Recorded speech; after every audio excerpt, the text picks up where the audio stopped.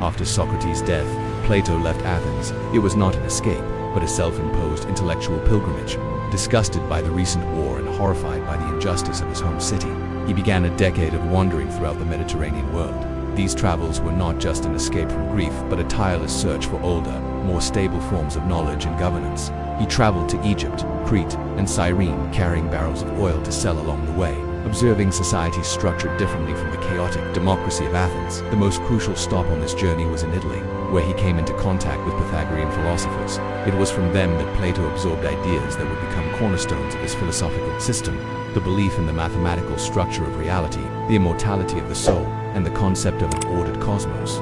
His journey took him to Syracuse, a powerful city-state in Sicily, where he was invited by the tyrant Dionysius I. This seemed to be a golden opportunity for Plato to put his political theories into practice.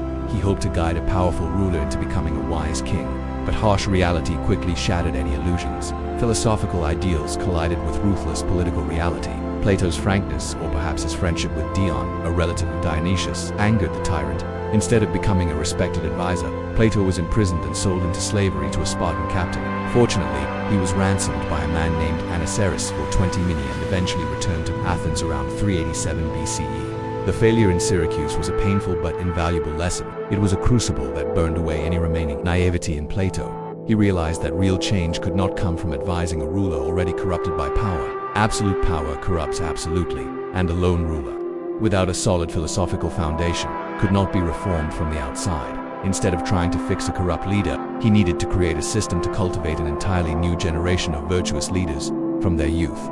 Thus, the disastrous experience in Syracuse was the direct precursor to his most important practical achievement, the Academy. Upon his return to Athens, Plato no longer sought to engage in politics directly.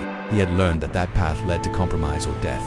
Instead, he made a strategic shift. The founding of the Academy was not a retreat from politics, but a more radical, long-term political project, born from the ashes of a short-term failure.